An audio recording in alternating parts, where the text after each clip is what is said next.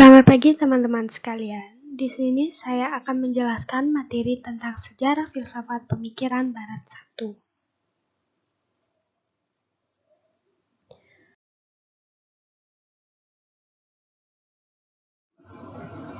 Sebelumnya, izinkan saya untuk memperkenalkan diri saya terlebih dahulu. Di sini saya bernama Made Chayani Putri Permata Anum selaku ketua kelompok dari kelompok 1. Berikut nama-nama anggota dari kelompok 1 yang terdiri dari 10 orang.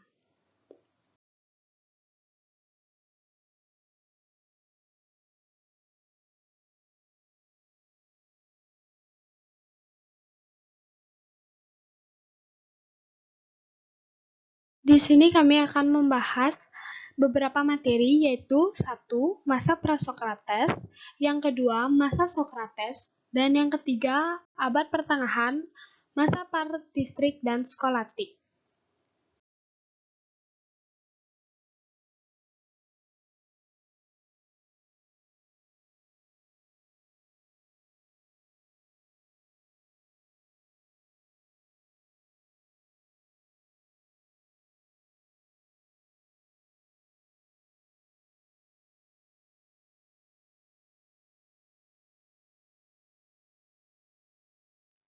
Materi yang pertama yaitu masa Prasokrates. Latar belakang dari masa Prasokrates. Filsafat Prasokrates awal dari perkembangan filsafat Yunani kuno. Yunani merupakan tempat di mana pemikiran ilmiah mulai tumbuh, dan pada zaman itu lahirlah para pemikir yang mengarah dan menyebabkan filsafat itu dilahirkan. Ciri-ciri masa Prasokrates. Filsafat Prasokrates adalah rasional metafisik, di mana pemikiran yang diikuti dengan kepercayaan kepada hal-hal gaib seperti memberikan sesajian kepada dewa matahari. Filsafat Prasokrates mencapai puncaknya pada orang-orang sofis.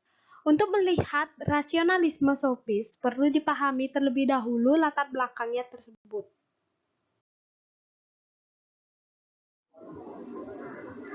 Tokoh-tokoh pada masa Prasokrates yang pertama, Thales yang dikenal dari tahun 624 sampai 546 sebelum Masehi. Thales adalah filsafat alam yang berusaha untuk menemukan substansi dasar dari semua materi. Thales mengemukakan bahwa sumber dari segala sesuatu adalah air. Kemungkinan dia percaya bahwa segala sesuatu berasal dari air dan seluruh kehidupan akan kembali ke air jika sudah berakhir. Thales juga mempunyai pandangan bahwa bumi terapung-apung di atas air karena bumi sendiri adalah bahan yang keluar dari lautan.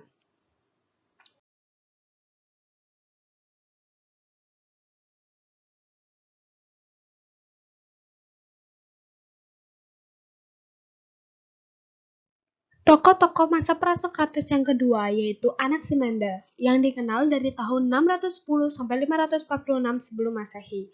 Anaximander adalah filsafat yang lahir di Ionia dan tinggal di Miletus. Masih diperdebatkan apakah Anaximander adalah murid dari Thales dan terinspirasi dari pemikiran Thales. Dia dikenal melalui tulisan filosofis dalam bentuk sajak yang berjudul On Nature. Dalam kosmologi, Anaximander membahas secara mendalam, inovatif, dan sepadan dengan pembelajarannya mengenai astronomi dan geografi. Dia mengembangkan model dunia secara mekanis yang berbentuk silinder.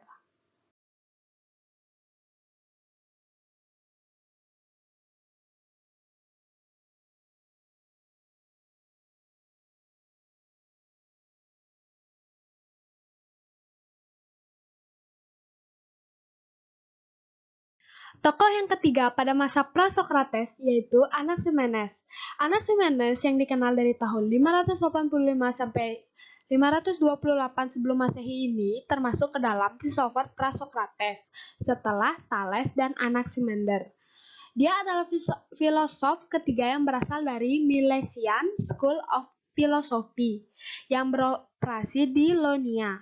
Bagi Anaximenes, udara adalah zat yang esensial karena memenuhi apeiron, netral, tak terbatas, dan selalu bergerak.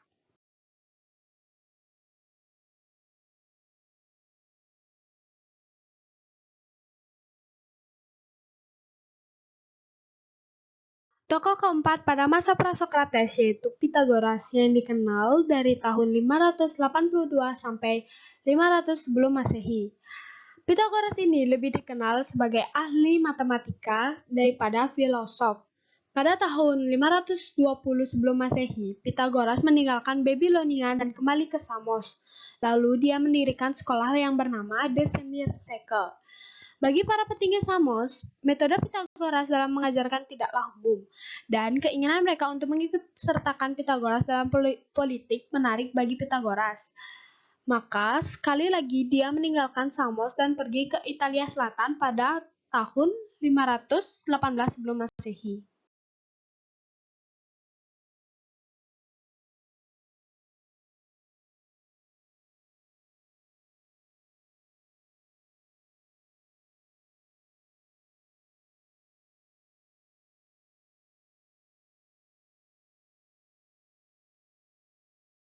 Tokoh yang kelima pada masa Prasokrates yaitu Heraklitus, yang dikenal dari tahun 544 sampai 484 sebelum Masehi.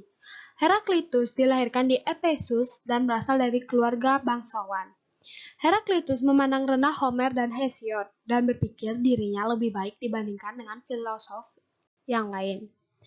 Kebijaksanaan menurutnya adalah subjektif dan dia tidak menerima ajaran dari siapapun. Menurut Heraklitus, alam semesta berada dalam proses perubahan yang konstan. Sesuatu yang dingin menjadi hangat dan sesuatu yang hangat menjadi dingin.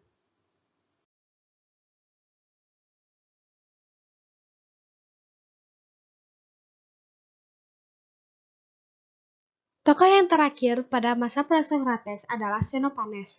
Xenophanes ini lahir di Kolopon pada tahun 570 sebelum Masehi. Tidak seperti Heraklitus, dia tidak berasal dari keluarga bangsawan. Bahkan, dia harus memperoleh nafkah dari profesinya sebagai penyair.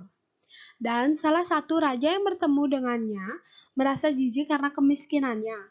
Dalam pemikiran filsafatnya, dia menyerang konsep tentang dewa-dewa yang populer.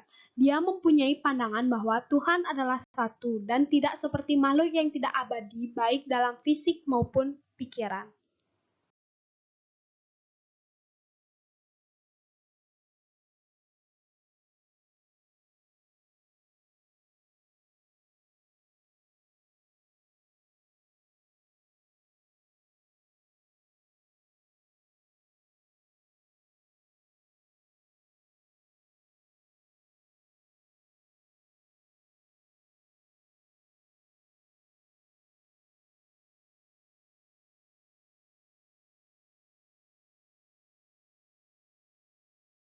Berikut aliran-aliran filsafat masa Prasokrates.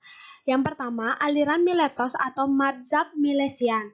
Aliran ini disebut aliran Miletos karena tokoh-tokohnya merupakan warga asli Miletos di Asia Kecil yang merupakan sebuah kota niaga yang sangat maju. Berikut beberapa tokoh yang termasuk ke dalam aliran Miletos atau dikenal pula dengan istilah Madzhab Milesian yaitu Thales, Anaximander, dan Anaximenes. Yang kedua, aliran Pitagoras. Pitagoras berpendapat bahwa semesta ini tak lain adalah bilangan. Unsur bilangan merupakan prinsip unsur dari segala-galanya. Dengan kata lain, bilangan genap dan ganjil sama dengan terbatas dan tak terbatas. Berikut tokoh yang termasuk ke dalam aliran Pitagoras yaitu Xenophanes, Heraklitus atau Herakleitos.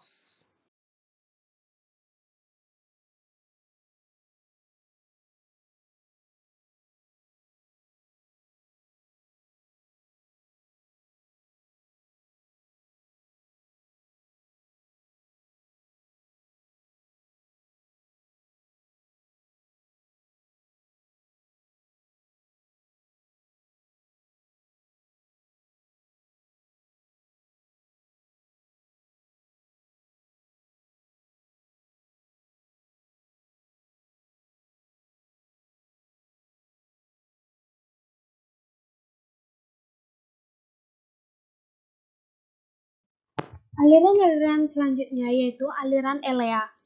Aliran ini berpendapat bahwa yang ada itu hanya satu, tidak ada seluk-beluknya dan tidak dapat berubah-ubah. Maksudnya apa? Yang tampak di panca indera itu bukan yang sebenarnya, melainkan hanya rupa saja. Dan apa yang ada dalam kebenaran tidak dapat diketahui dengan penglihatan, melainkan dapat diketahui dengan pemikiran. Berikut tokoh yang termasuk ke dalam aliran Elea yaitu Parmenides, Zeno, dan Mileso. Aliran yang keempat yaitu aliran pluralis. Pluralisme berarti sebuah paham atau aliran yang mengakui kenyataan hidup ini beragam atau majemuk. Hal ini melahirkan sebuah keyakinan filosofis yang mengakui bahwa tidak ada yang namanya sebuah kebenaran tunggal di dunia ini. Berikut tokoh yang termasuk ke dalam aliran pluralis yaitu Empedokles dan Anaxagoras.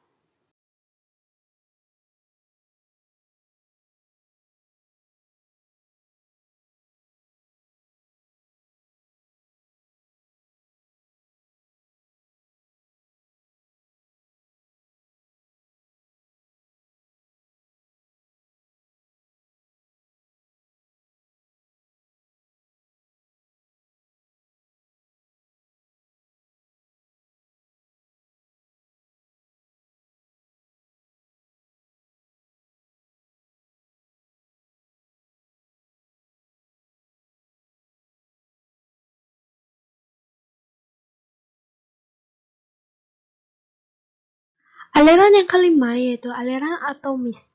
Pelopor atomisme ada dua yaitu Leucippus dan Demokritos. Ajaran aliran filsafat ini ikut berusaha memecahkan masalah yang pernah diajukan oleh aliran Elea. Aliran ini mengajukan konsep mereka dengan menyatakan bahwa realitas seluruhnya bukan satu, melainkan terdiri dari banyak unsur. Dalam hal ini berbeda dengan aliran pluralisme. Maka aliran atomisme berpendapat bahwa yang banyak itu adalah atom, A itu tidak, dan Thomas itu artinya terbagi. Aliran yang keenam yaitu aliran sofis.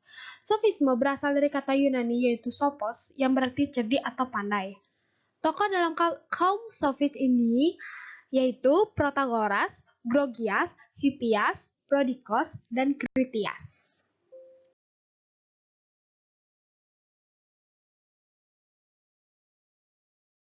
Selanjutnya, kita masuk pada materi yaitu masa Sokrates. Sokrates lahir di Athena pada tahun 470 sebelum Masehi dan meninggal pada tahun 399 sebelum Masehi. Adapun falsafah pemikiran Sokrates diantaranya, ia mengatakan adanya kebenaran objektif. Dalam membenarkan yang objektif, ia menggunakan metode tertentu yang dikenal dengan metode dialektika, yang berarti bercakap-cakap atau berdialog. Yang paling penting, Sokrates tidak pernah menulis filosofisnya. Jika dilihat, malahan dia tidak mengajarkan filosofisnya. Bagi dia, filosofisnya bukan isi, bukan hasil, bukan ajaran yang berdasarkan dogma, melainkan fungsi yang hidup.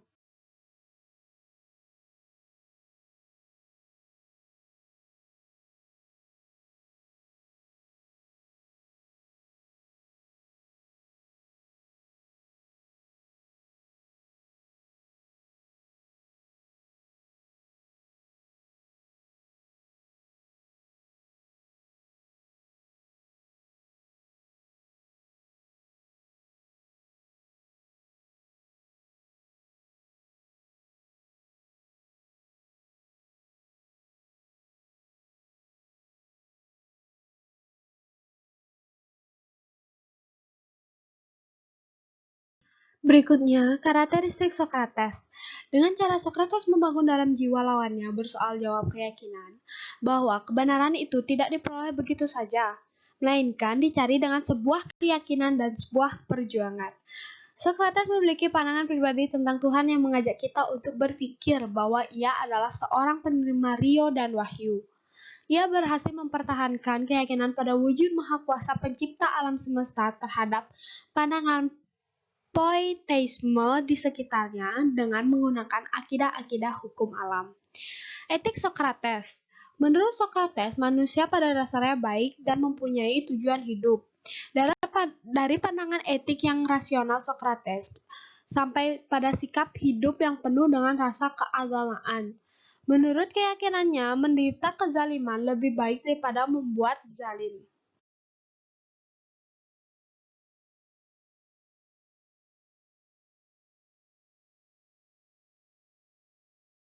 Seni berdiskusi Sokrates. Dalam setiap diskusinya, ia selalu berlagak seakan dia tidak tahu apa, dan dia selalu mengawali diskusinya dengan pertanyaan yang akan disusul dengan pertanyaan-pertanyaan lainnya. Sokrates juga mempunyai tugas untuk membantu orang-orang melahirkan wawasan yang benar, karena setiap pemahaman sejati harus timbul dari dalam diri kita sendiri. Sokrates juga memiliki tujuan dalam berdiskusinya, yaitu mengajari orang mencari kebenaran. Sikap itu adalah reaksi terhadap ajaran sofisme yang merajalela pada saat itu.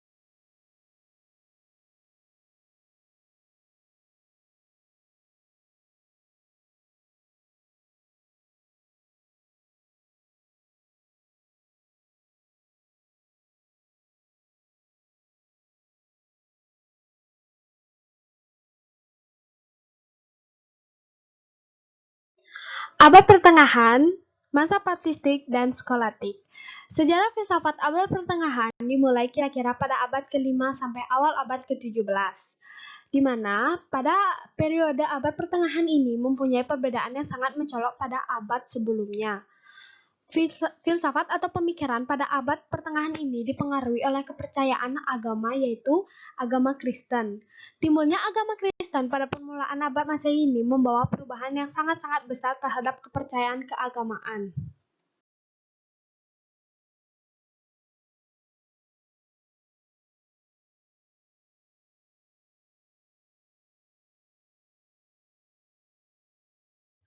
Ciri-ciri filsafat abad pertengahan. Yang pertama, filsafat abad pertengahan dicirikan dengan adanya hubungan erat antara agama Kristen dan filsafat. Yang kedua, adanya beragam macam aliran pemikiran yang mengkaji tema tersebut, menunjukkan bahwa para pemikir pada zaman itu ternyata berargumentasi secara bebas dan mandiri. Yang ketiga, timbulnya agama Kristen yang diajarkan oleh Nabi Isa pada permulaan abad Masehi, yang membuat perubahan besar terhadap kepercayaan keagamaan. Mengenai sikap terhadap pemikiran Yunani itu ada dua, yaitu satu, golongan yang menolak sama sekali pemikiran Yunani, karena pemikiran Yunani merupakan pemikiran orang kafir, karena tidak mengakui adanya wahyu. Yang kedua, menerima filsafat Yunani yang menyatakan bahwa karena manusia itu ciptaan Tuhan, maka kebijaksanaan manusia berarti pula kebijaksanaan yang datangnya dari Tuhan.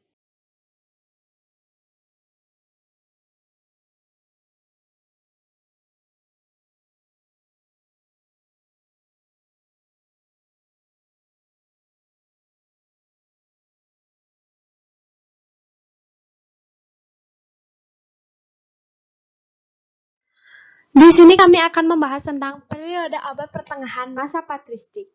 Patristik berasal dari kata Latin yaitu patres yang berarti bapak-bapak gereja. Ia adalah ahli agama Kristen pada abad permulaan agama Kristen. Untuk mempertahankan ajaran-ajarannya dan menyebarkan ajaran-ajaran agama Kristen, mereka menggunakan filsafat Yunani dan memperkembangkannya lebih lanjut, khususnya mengenai soal-soal tentang kebebasan manusia, kepribadian, kesusilaan, dan sifat Tuhan.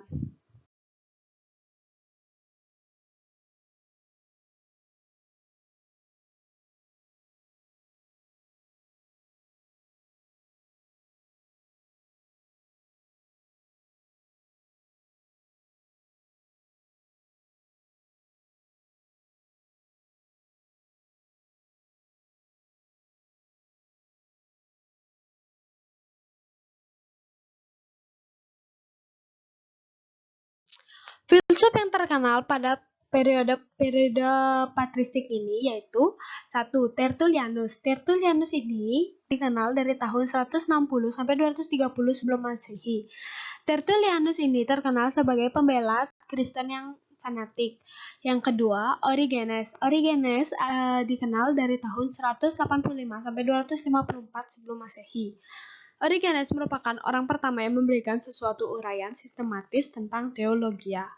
Yang ketiga, Augustinus. Augustinus ini dikenal dari tahun 354 sampai 430 sebelum Masehi. Augustinus ini melihat dogma-dogma sebagai suatu keseluruhan.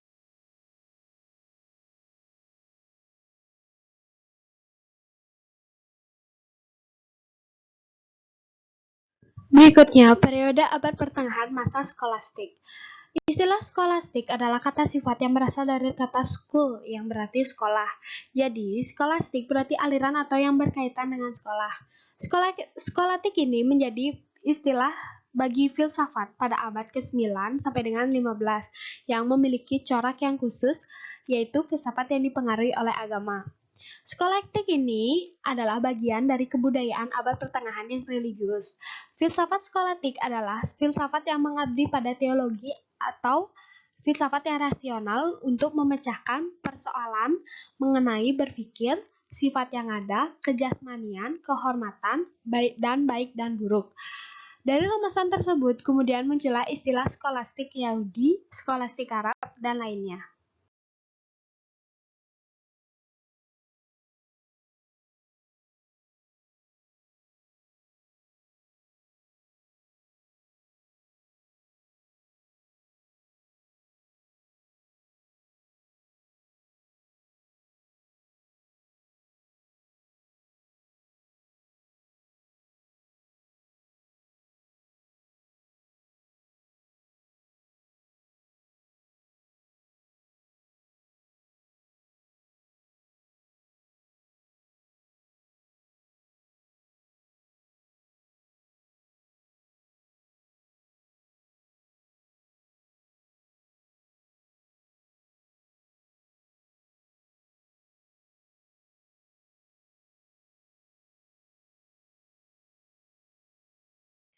Tahap-tahap periode skolastik. Yang pertama, periode skolastik awal yang berkembang dari abad ke-9 sampai 12 yang ditandai oleh pembentukan metode-metode yang lahir karena hubungan yang dekat antara agama dan filsafat. Yang kedua, periode puncak perkembangan skolastik yang berkembang di abad ke-13. Periode ini ditandai oleh keadaan yang dipengaruhi oleh Aristoteles. Puncak perkembangannya ini pada Thomas Aquinas. Yang ketiga, periode skolastik akhir yang berkembang pada abad ke-14 sampai 15, ditandai dengan pemikiran kefilsafatan yang berkembang ke arah nasionalisme, yaitu aliran yang berpendapat bahwa universalisme tidak memberi petunjuk tentang aspek yang sama dan yang umum mengenai adanya suatu hal. Baik, mungkin itu saja materi yang bisa kami sampaikan kepada teman-teman sekalian. Mohon maaf jika ada kesalahan kata ataupun kesalahan dalam penyajian materi. Saya pribadi minta maaf. Saya ucapkan terima kasih.